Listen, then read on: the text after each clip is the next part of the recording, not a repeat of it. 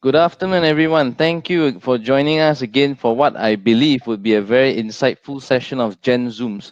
So, Gen Zooms is a webinar series by Genesis as our way to outreach to the ecosystem, stakeholders, and community.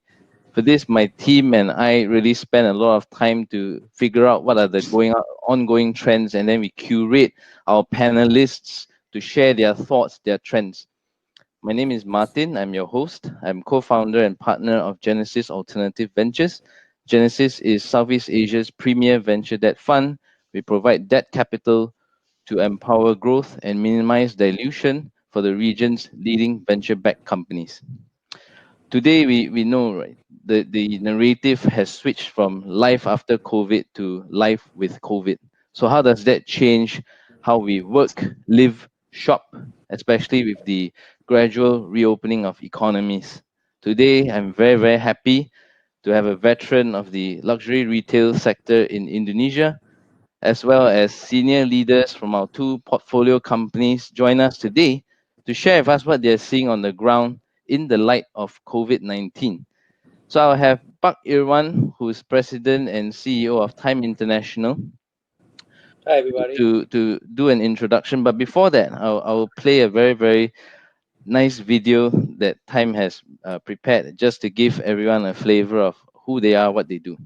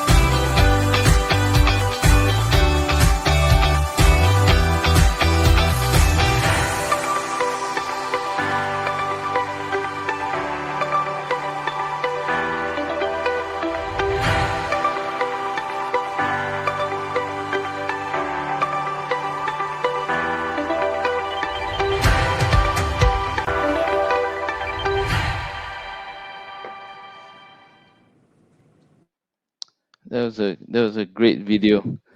We can never expect anything less from Team International. Thanks, Martin, putting that up. Can you share a little bit about time and what you've been doing, especially under lockdown? Okay, thanks for that. Really, wow, I just saw the video. It's been a long journey, I guess. I didn't realize it's been so long. Yes, we are Indonesian company, second generation, and as you can see in the video, um, we started operation in 1965. Second generation came in the mid 80s and the late, I think, yeah, early 80s, I would say. And basic what we always I mean the journey we went through is to we definitely want to be everything that we do, we want to be customer facing, so it's really a focus on services in within what we do, not just the brand that we represent, because in Indonesia we believe that we wanted to curate these brands into the country rather than just ride on the power of these brands around the world.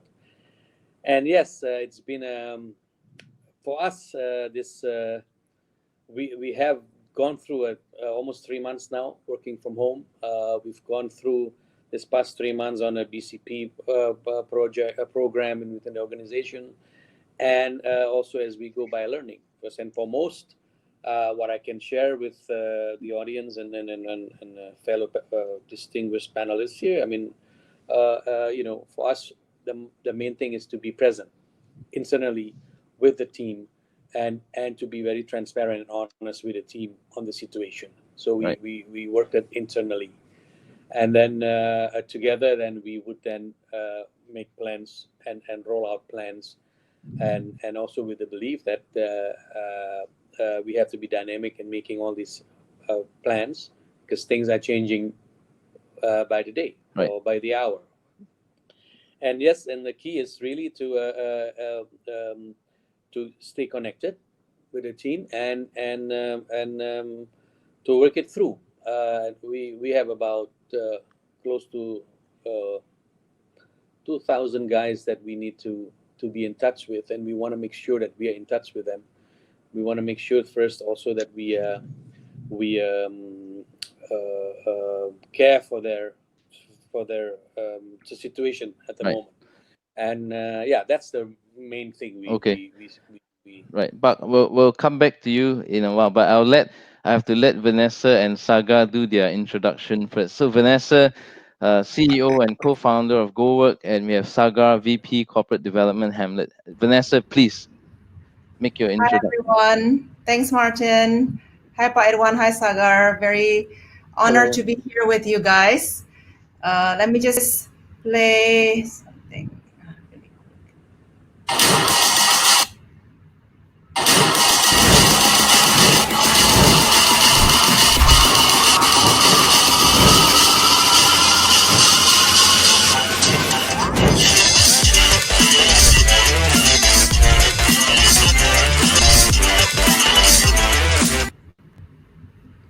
I feel Okay, the energy.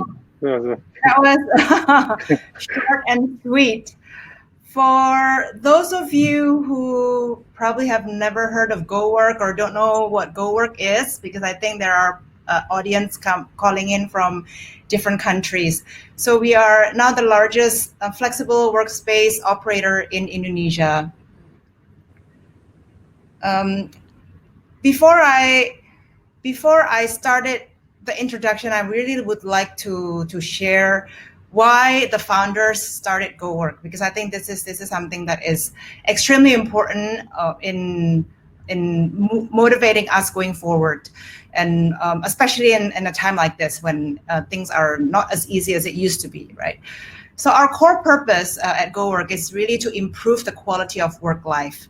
We believe that everyone is born to achieve something great, and the way we built the company from the start is really not focusing on the hardware or not focusing on building workspace or offices, but focusing on the quality that we can help people to achieve, integrating work and life in a way that they can produce their best work and lead meaningful life. We started in 2016, so we're still quite young compared to Time International. We still need to learn a lot from you, Pak. At that time, we started in a very small space in one of the loft apartment in Jakarta at CBD called City Loft. I combined 2 units, 130 square meter is probably as big as one of our event space right now. But we quickly grew until currently we are operating 40,000+ square meter in 4 cities, Jakarta, Surabaya, Bali, and Medan coming up very soon. The plan is, before COVID, we all had planned before COVID, we wanted to achieve 60,000 square meter by the end of this year. However, because of this temporary setback, we will probably achieve that in Q1 of next year. So all the expansion plan is still on the way. In terms of number of members, we have served more than 60,000 members, and what we refer as members are people who are not just sitting in our space working, but also our community members, network, and partners. We are operating in 23 hub locations, serving more than 600 corporates. And we have also been focusing a lot on content, building content in ways that people can collaborate through events, through networking, and also personal and business developments. If you're familiar with Jakarta, we have an MRT now, even though we only have one line, but we do have an MRT now in Indonesia. A lot of our GoWork locations are sitting very close to an MRT station, which makes it very helpful for a lot of our member companies to put their teams in different locations, so that they can pick the locations that are closer to their homes, especially nowadays, with pandemic hitting all of us. Just wanted to share with you some of the locations and photos, so that you have some idea how GoWork looks like when you visit us, if you haven't. We actually are neighbors with one of Pak Irwan's shop in Plaza Indonesia. Yeah, Pak. This is the one Yep. in Yeah. Millennium Centennial. We have 7 floors there. Fatmawati, we converted a car showroom into a flexible workspace. So we have 12-meter or 15-meter ceilings here. The one in Manara Stanchart, we also opened it this year. We have one in Bali, in Park 23, with big balconies, and each of the private office has their own balcony as well. So it's not an office like it used to be. And now, just a quick snapshot on how we are operating our business now after COVID. Just Maybe Vanessa, can I suggest you keep this one for later, because I've okay. got questions for you. Saga, Okay, over to that's you. great. Last but Yeah, not least, I'm also, there's a resounding 93% of our audiences who are WFH. So yeah. your views will be very, very important. Saga, over to you. Yeah. Thank you, Martin. Thanks for having me here. And hello, everyone. My name is Sagar Khatri. I am VP of Corporate Development at Hamlet. Been with Hamlet for almost 2 years now, and was a career investment banker before. I'm going to pull off my presentation as well to sort of give you an introduction of what Hamlet does. Is my slides visible? Not yet, but I can play it for you if you want. Yeah. I can do Yeah. that. Yeah.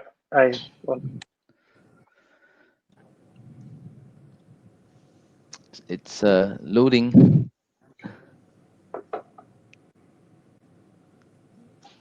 Okay. Right. Okay. Yeah. Right. Right. So, Hamlet, we are the largest co-living company in Asia Pacific. We call ourselves living and lifestyle platform because that's what we do. We started with real estate, but now we are getting into lifestyle services as well.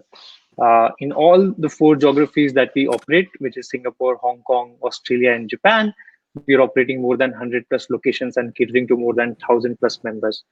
Our product is diversified. We have Hamlet Boutique, which is our short-term product. We have Hamlet Campus, which is our student housing, and we have our Hamlet Co-Living core product. Right. The trend that if you think about the recent trend that is happening, is people's attitudes towards consumption is really changing.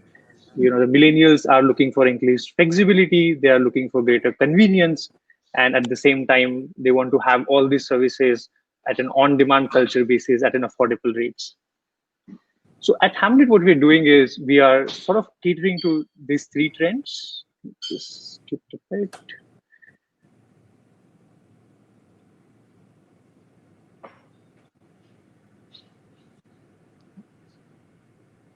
You got the slides you want? Yeah, the next slide it just skips the next slide. Okay, no way. So at Hamlet, what we're doing is we're catering to these 3 trends. We are bringing real estate online. We are sort of removing that entire commitment base from living, where you don't necessarily have to sign a long-term lease. You can live with us for 1 month or 1 year. It's up to you, and an affordable rate. That has helped us to launch in 4 major markets. We started in 2016 with Singapore. Then we entered in Hong Kong with an acquisition in 2018. At the same time, we started in Australia with an acquisition as well. Last year, we entered Tokyo with a joint venture with Mitsubishi Estate. So that has been the history of Hamlet. Over to you, Martin. Good stuff.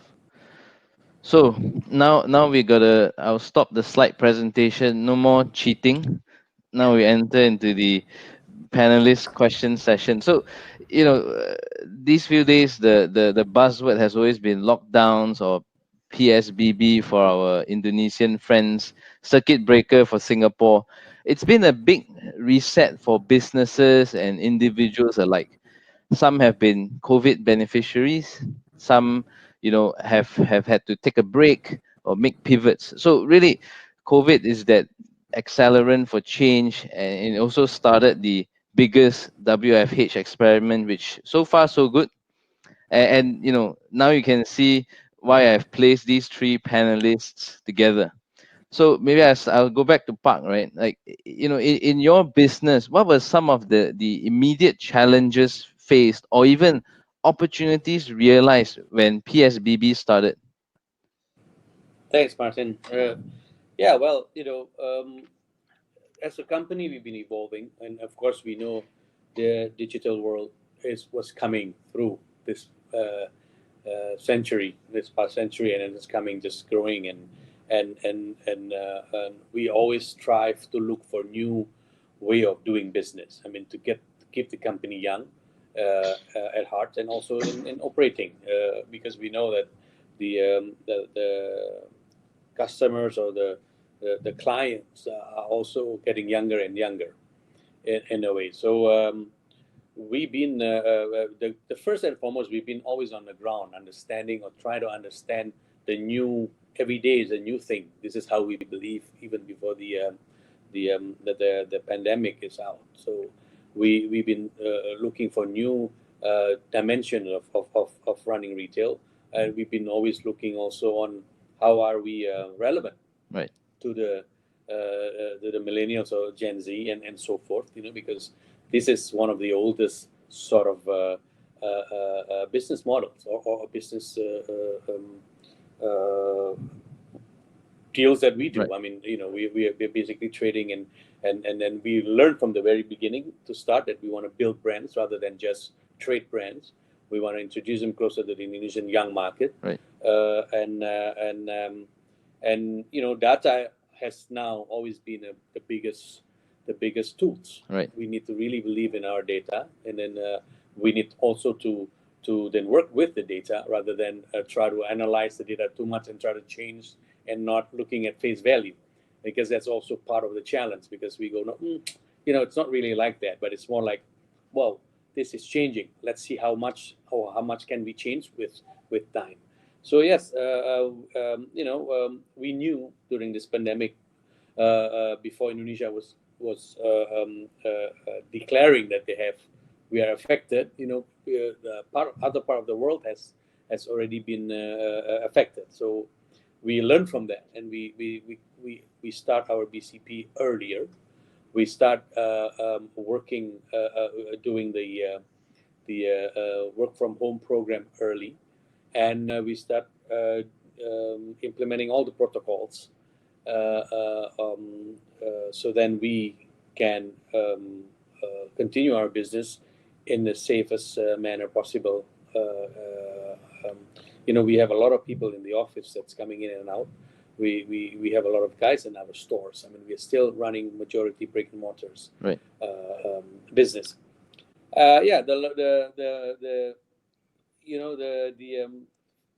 The first thing that we do, of course, we need to be present with them. We need to be connected in a way, and we have a strong, not too old digital department. The strong team there that then lead us through and use the social media part of it. Now, if changes or what change we've made, really actually, as we've been learning all the time about this new way of doing business, as far as using the digital platform or the e-commerce platform, we realized early that we believe that the e-commerce and also brick and mortar should go hand in hand. This is not something taking the market away. I've never believed in that.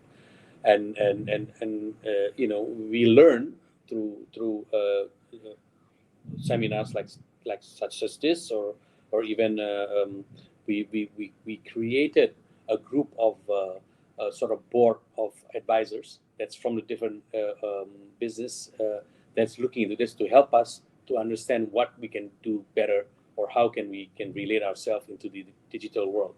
So we've gone through that. We realized many small things like we all learned, should be in Bahasa, should be bilingual, bilingual and so forth.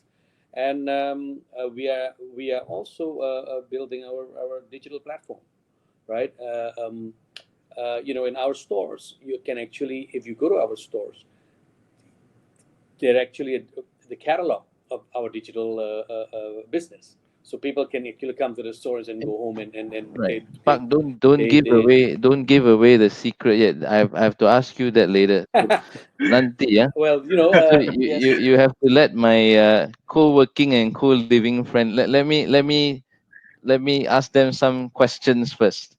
So cool, we, cool. we we talk about challenges and whatnot again. So with the crisis, the business model of co-working and co-living has been touted as ever more important, depending on which publication you're reading, for Mhm. reasons such as decentralization, flexibility, cost efficiency, etc. So, Vanessa, you know, much has been said about working from home, and some people say we're gonna work from home. I can work from home. I don't need the office and all that. But talking to people, looking at friends, it's not possible.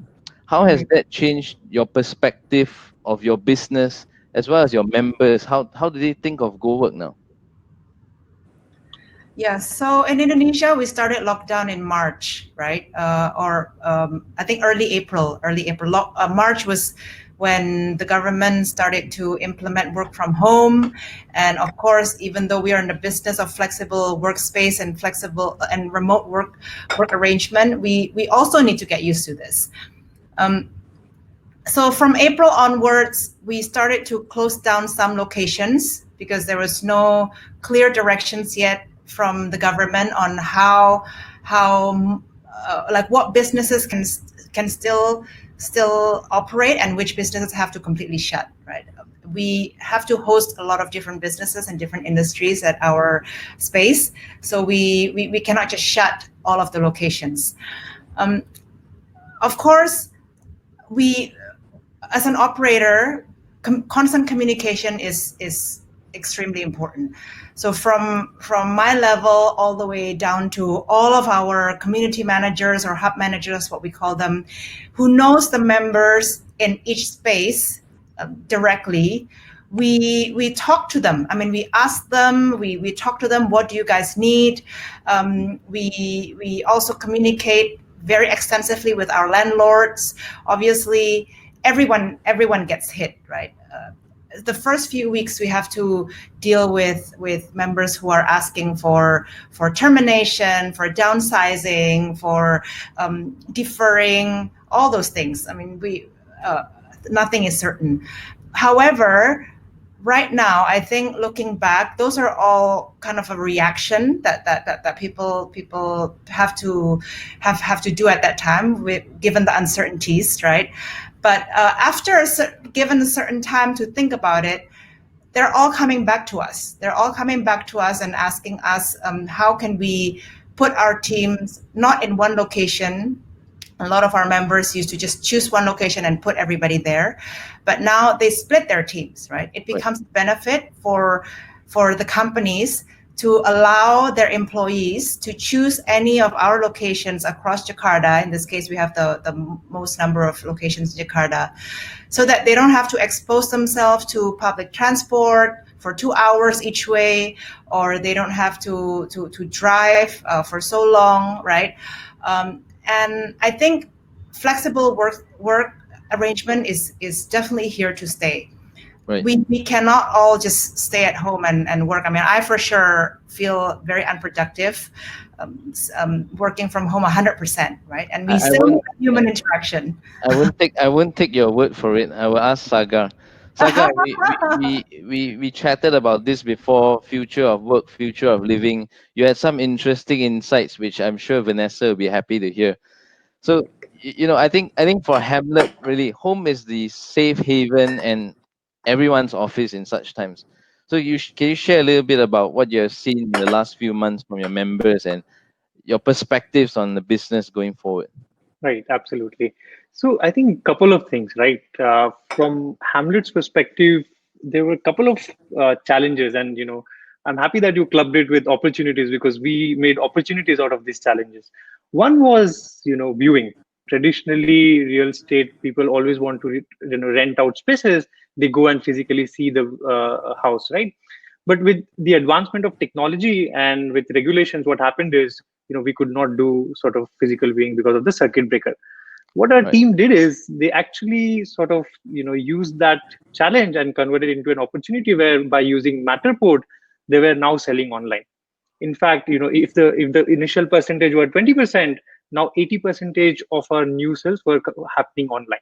So that was one, and that has had a carry through effect even after COVID. So now we've seen that we've leapfrogged into digitalization because of circuit breaker. That's one.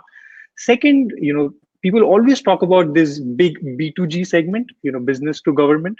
COVID has really cracked that go-to market for us. The entire sort of migrant workers crisis that happened in Singapore, that really helped us collaborate with government, Mm. give them alternate housing arrangements for these migrant workers.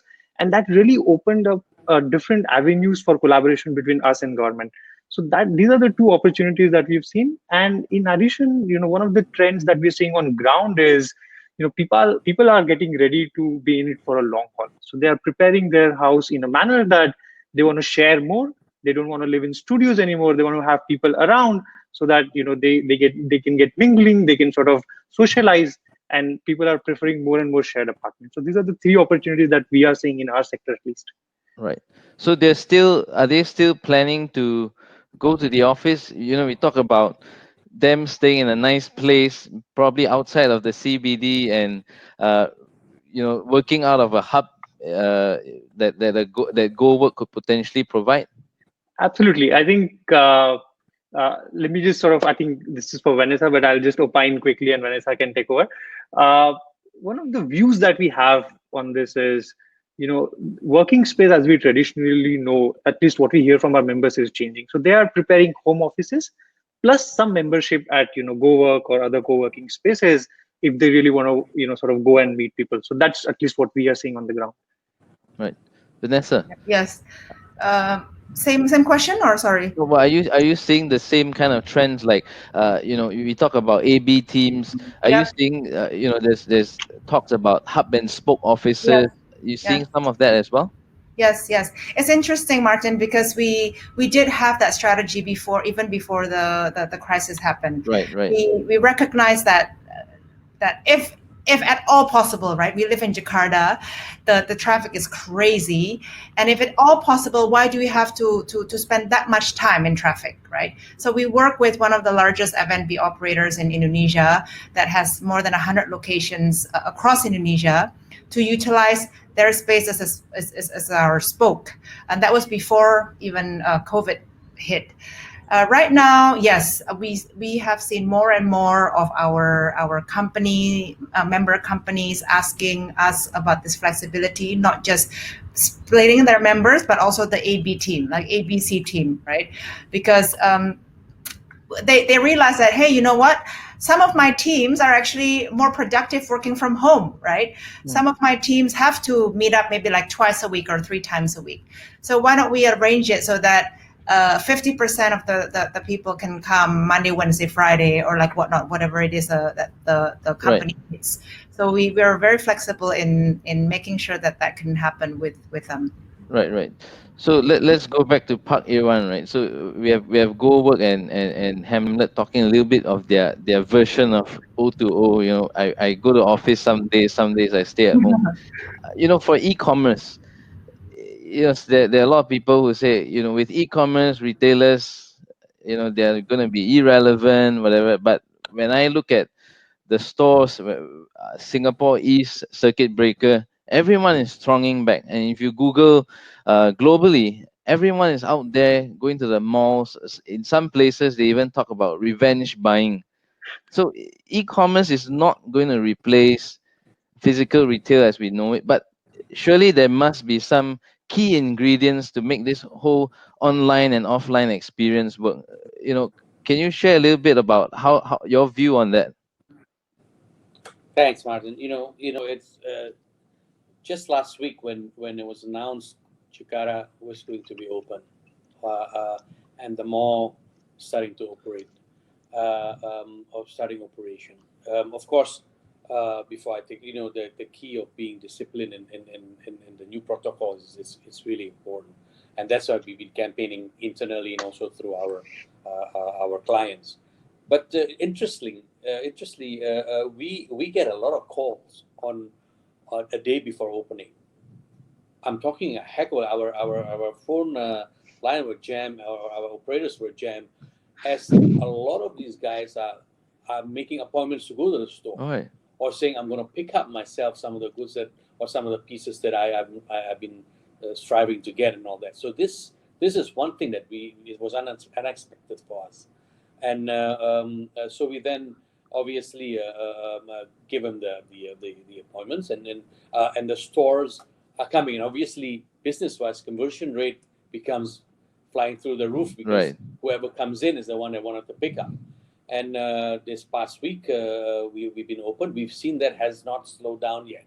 So we don't know. As we said earlier, it's a learning, and it's changing. It's very dynamic, the situation. Right. But yes, we again, all this is because we also, with shop from home, it's been also a big success in people acquiring and so on. And we do also not just the pressure of we want to sell you stuff, but that empathy of that we have to our clients. So we a lot of people ask for the watches that it's still in the service center, and they really feel like, being at home, they want to see it. I mean, I don't even wear a watch today because we don't, I'm not. I have been working from home since the beginning. So a lot of this emotional thing, we continue connecting with them, Right. and then we do many events together through digitally. I mean, maybe a wine tasting, maybe and so forth. So we keep that connection.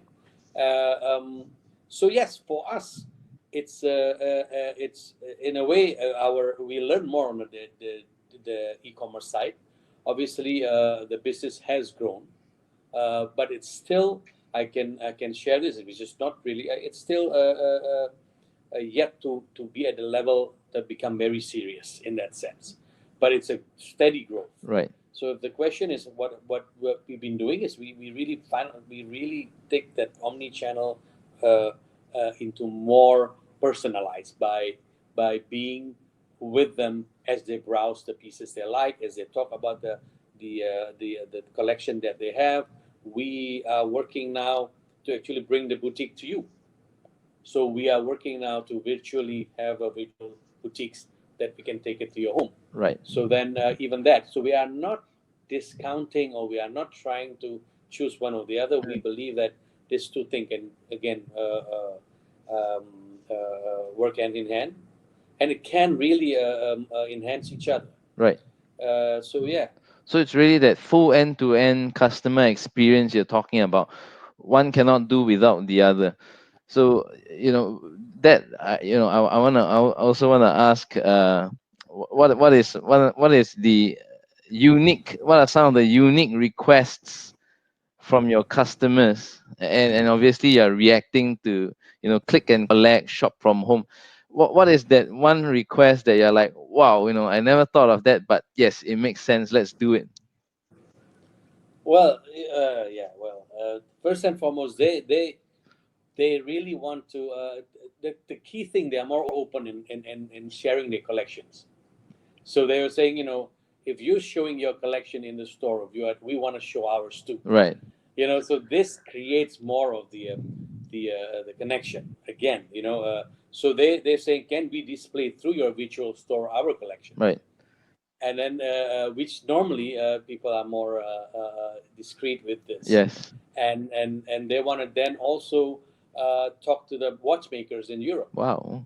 of their collection. So these are the things that now the key is again we see this as very positive, as the connection is really become the underlining for this. And I think also with Saga, with Vanessa and all that. I mean, this is also part of upping, part of how we can connect, because we can then, for instance, use platform of we can travel and live together in your place, and then we can work in GoWork, and then we can actually shop in within the three. I mean, this is really no limit to this, no boundaries Right. in this, and this is the key also that why we are interconnected. First of all, we serve our clients to the maximum. We give them attention that is beyond the expectation, Right. and it's the new generation that we are tending to. Absolutely. So, Vanessa, what are some of the interesting requests from customers that gave you that light bulb moment? Like, yeah, we need to do this. Uh, Interesting request. Well, I think right now a lot of our customers also want to reach out, right? They are they have done as much as they can and we can to cut cost, and now we have to start thinking about new revenues, new opportunities. At GoWork, because we have very extensive network of companies, we see that we become more and more a facilitator for companies who want to reach out to others to grow their business, right? It's even more so. I mean, before we have facilitated a lot of these connections, but even more so now through things like IG Live. We do a lot of that as well, and then we do a lot of webinars as well. They want their voice to be heard, and since we have the assets, right? Our assets is the people, are the companies that we have reach out, and we can continue to reach out. It is something that we continuously see. That's from the software part. From the hardware part, of course, we're exploring different things with how to make sure that our workspace is safe, right? Social distancing. I don't know if it's going to be for here to stay, where we can never touch each other, where we can never give each other a hug. I miss that actually. Like I miss when I see my friends here. I'm like, okay, never mind. Can you say like hi? So we also explore the different solutions, like different new solutions and different layouts in terms of our future locations to make sure that everybody feels safe. Right. Yeah. Sagar, over to you. What about some of the business ideas that your members have given you? Right. So I think this time for us particularly has been like in terms of feedback, we have learned a lot. In fact, a couple of our new business lines sort of, we recently started, sort of got executed because of the feedback and the sort of requests that came along during these times. So one of the key requests or the theme was the people want to build their own Hamlet. When we started Hamlet, we had an all-inclusive product.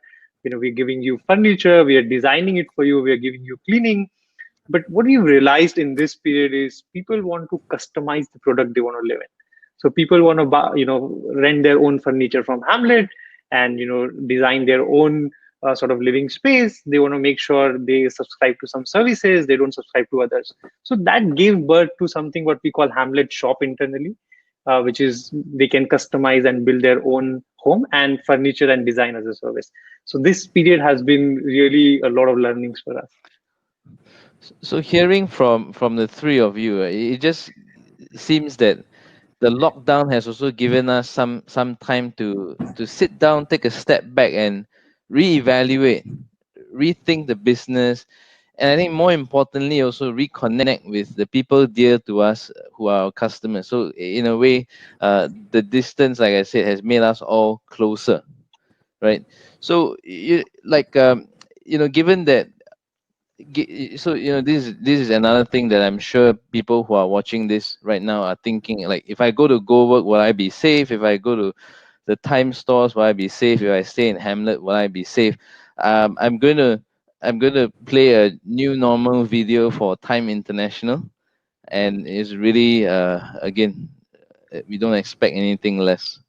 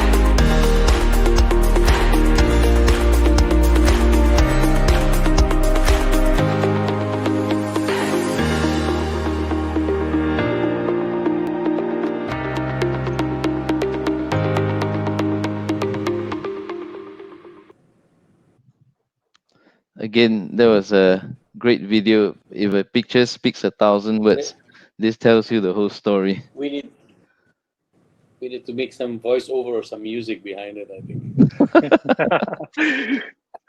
Vanessa, I know you had some a little bit of this new normal, how you're keeping social distancing, keeping our members safe. Can you share a little bit so that we've got a lot of we've got our audiences. Actually, I just asked him, right, like ask them, they all miss their friends in the office, so I'm sure everyone is raring to go back to the office.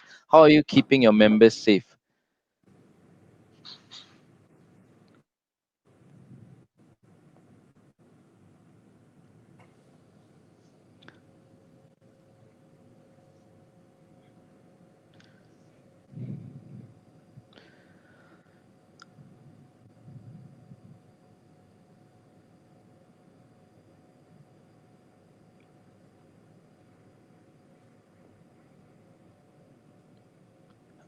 We can't hear you.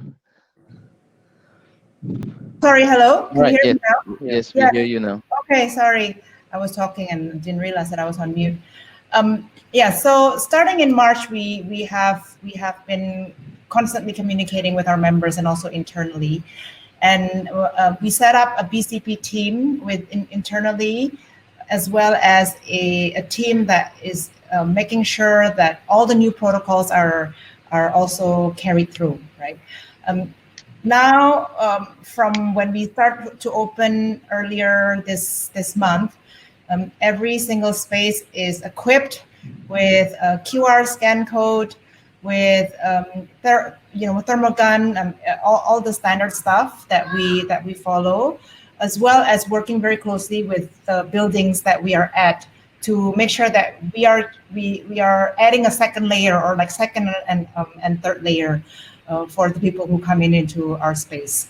So we also have everyone, including our internal team, to fill out a health declaration form. We clean extensively some of the high touch points. Physical distancing is also implemented in all of our space. Everyone in our shared space have to wear a mask, regardless whether they're sick or not. I mean, if they're sick, then they won't be able to come in, right? And we also take out a lot of our shared utensils. So it used to be one of the benefits is that you don't have to bring your cups or your plates or anything like that. But right now we really limit. We strongly encourage people to bring their own cups and plates, etc. Communication channels, we put it on our apps. We have member dedicated websites that they can come in anytime. And because at CoWork we have different facilities, shared facilities in our space. For example, the co-working area, the pantry, the phone booth.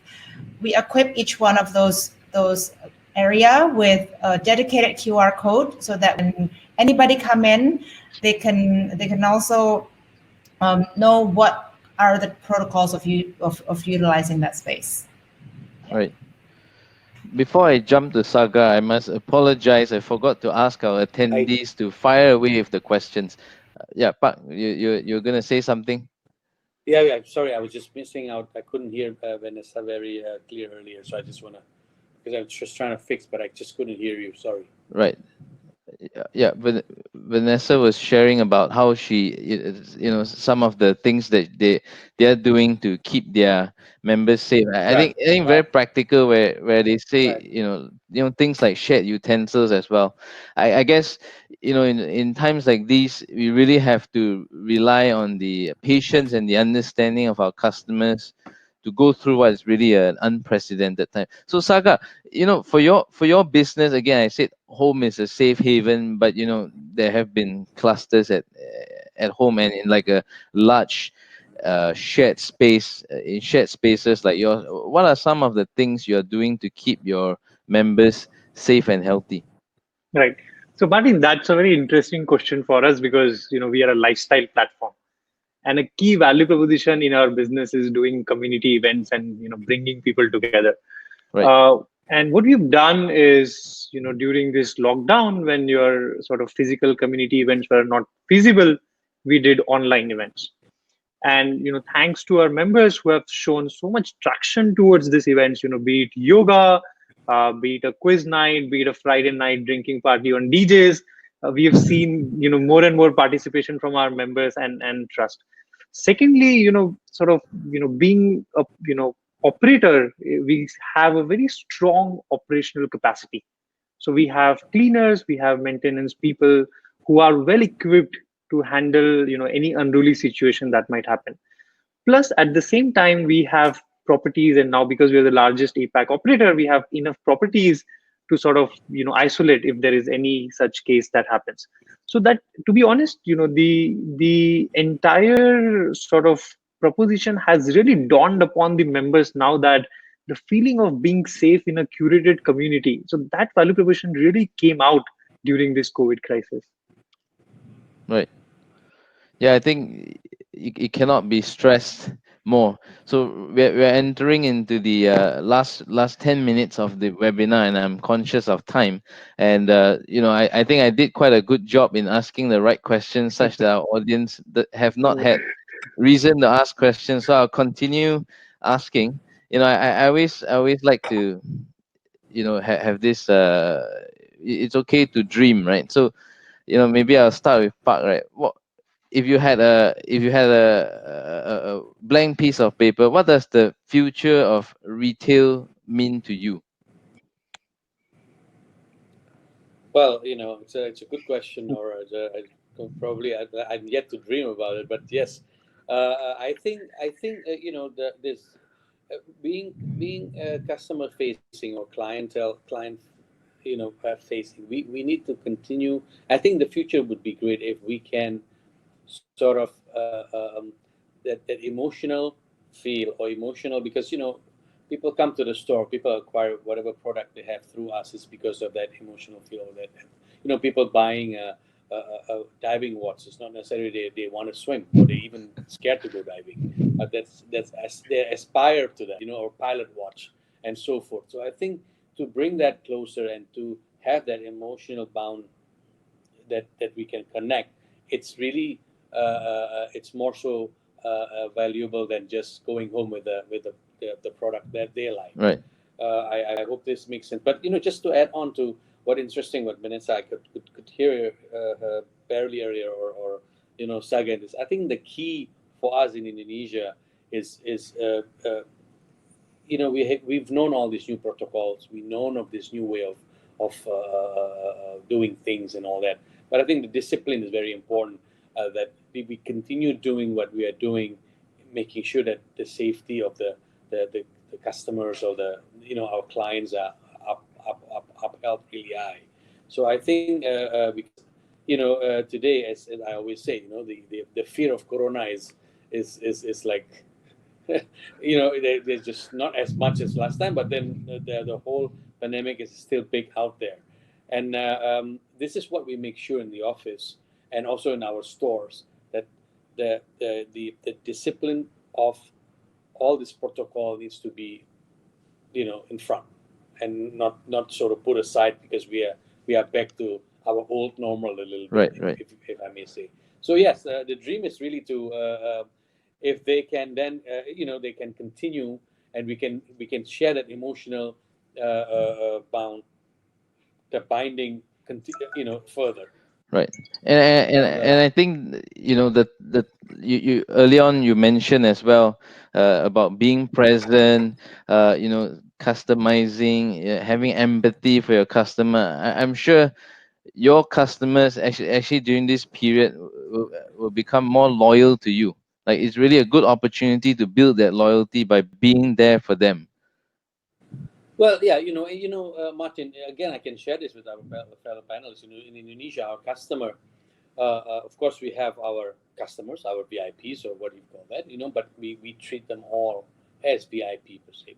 But the interesting here, 60% of our customers are brand new customers, which is not heard around the world. Right. 6 out of 10 of our buyers are brand new or first time buyers. So this is also, we need to channel to them and build that rapport with them, which is again, from the data we need to tap in deep and to understand them. And these guys are young. These guys are totally gadget users. You know, they've been doing their home shopping from home, you know, for their household and all this and that. Right. So we tap into them. This is the excitement of this. We will grow with them. You know, we will then continue growing to the market. So what are some of the exciting developments we can look forward to from Time International? You know, like a mega mall online or something. Well, you know, we definitely want to, in actual term, virtually bring the stores to your home. Bring that experience that you would have in the store in your home, and I think this is something that we want to master in a sense. You know, I like to make sure that the project is done well, and it's you know, I like you to be able to try the if this was a ready to wear, that you can try it virtually at your house, Right. and then also the watch, or the different watches that you'd like to bring this to your home at your comfort, at your convenience, and yet to bring that emotional feel together with that. That would be the biggest achievement that we would want to have. So we are working on that very closely. You know, our shop from home, delivering to home, pick up, and all this, it's been going on. You know, but we want to now bring the store into your table. Right. And that's really pushing boundaries, and you know, again, that's, we never expect anything less from Time International. I'll change to Well, you Saga know, now. again, it's Yeah? a Go ahead. Sorry, no, no, I sorry. I just like. wanted to say. I mean, it would be good if you can. You would look for, like, if you you know, a choice. You would have more choice if you look for a certain product. We can virtually bring you 10, 15 different of the similar products, that you can really have a complete choice and complete information on the product. So this is also that would come with that. So Right. that's, yeah. You know, Saga, what does Saga. the future of living mean to you? Right. So I have one slide on this. So let me see if I can Go for it. pull that.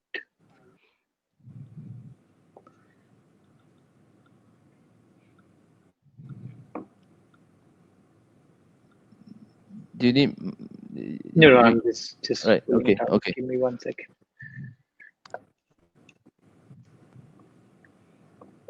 Okay, you can see the slide, right? Yes, we can Yeah. see. So I think, sort of future of home and future of living is co-living. And why I say that, I have my reasons of saying that. So, before COVID-19 actually came along, there were some long-term trends why co-living became popular, right? There was flexibility that was missing in the market. There was affordability, which we brought to the market. There was convenience, this entire millennial generation, which was motivated by on-demand culture. On touch of a button, they want services. And then the entire community element of it, using internet to sort of bring people out of internet is what we're trying to do, right? So these were the existing trends which was making co-living popular.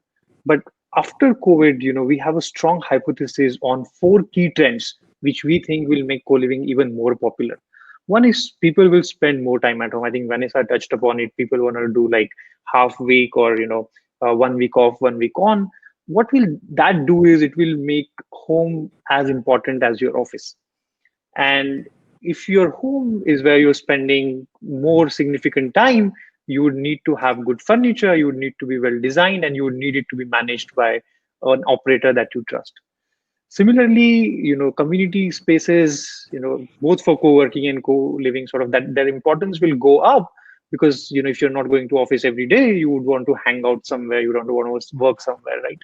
Second trend that we are sort of hypothesizing is accelerated preference, and it also sort of ties back to Pakivan's argument that e-commerce will take off, right? So, the entire sort of fully automated digital journey of renting or a buying house will become more popular. With Matterport and all of these technologies, we are enabling that as well.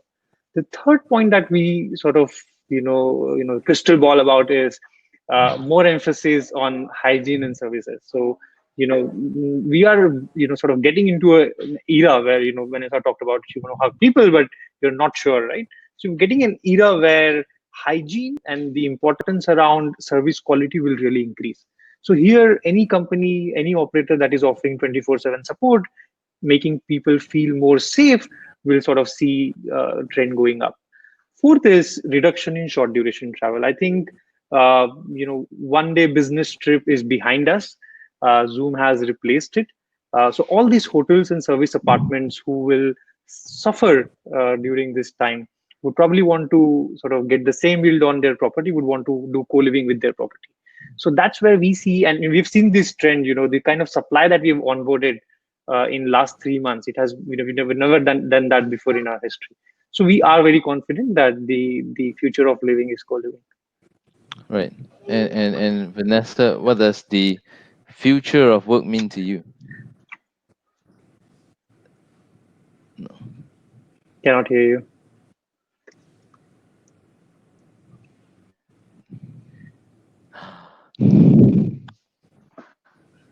While Vanessa sorts out her audio issues, the last 1 hour we've been some of the key points I heard is really the we're getting closer to our customers, because these days I just WhatsApp, email, or just phone calls, and a lot of people want to chat. Like, I think short of that physical distance, that physical barrier, the next best thing is to pick up the phone and talk, and that really allows us to get closer to our customers. Vanessa, are you back online? Yes, can you hear me now? Yes, please tell us what the future of work means to you.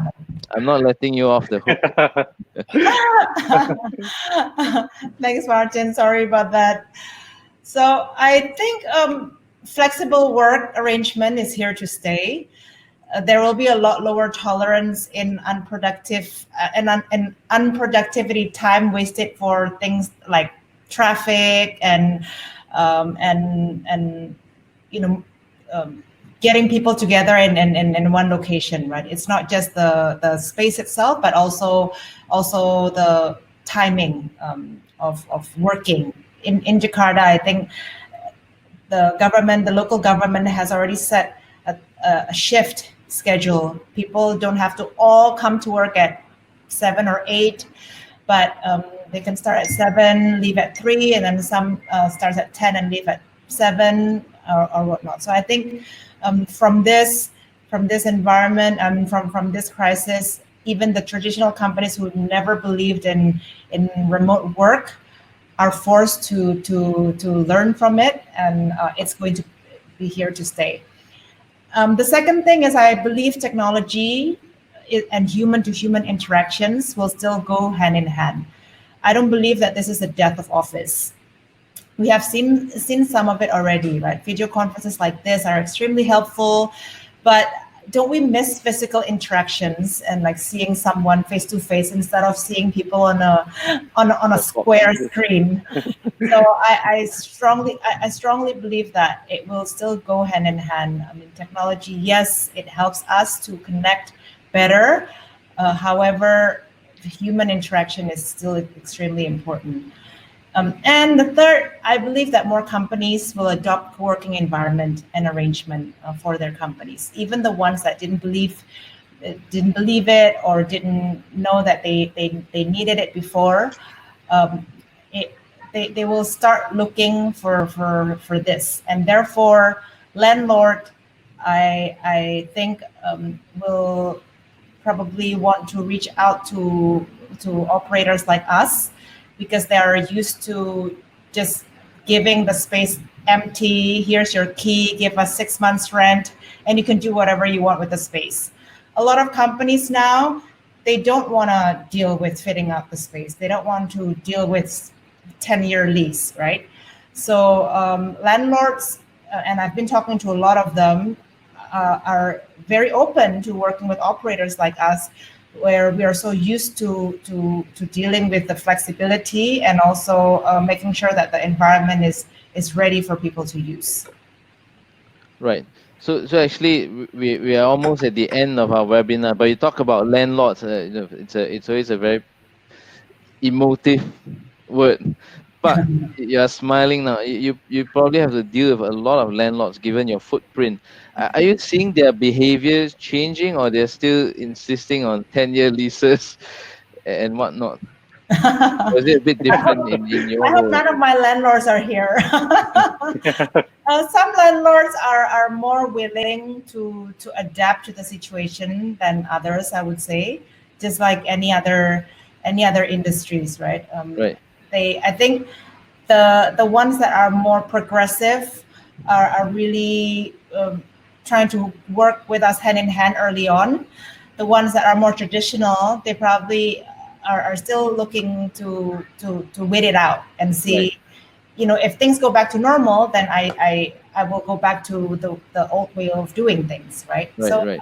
I have, yeah, um, various Okay. methods. I guess only time can tell. So we've actually come to the end of our very, very insightful 1 hour. I've learned a lot. Um, Crisis in opportunity, opportunity in crisis. Distance makes us closer. Actually, our customers really want to talk to someone, and if you are there, you are catering to their needs and being empathetic to them. You create a lot of goodwill and build up that loyalty. And speaking to Pak Irwan, Vanessa, and Saga, I know that that's something that you are very, very passionate about. And, I'm really looking forward to seeing all the benefits, all the goodwill in the next 6 months or so when we can meet and compare notes again. So, to our dear audience, thank you very much. We certainly enjoyed the 1 hour with you, and we look forward to seeing you for the next episode. Thanks, Park, Vanessa, and Thank Saga. you. Mhm. Thank you, Thank you. Thank guys. you, Take Very care, everybody. nice Thank guys. to you. see you Bye. We'll talk Right. all. again. Take Thank care. you. Bye. Bye. Thank you, Martin. Bye. Thank Bye. you.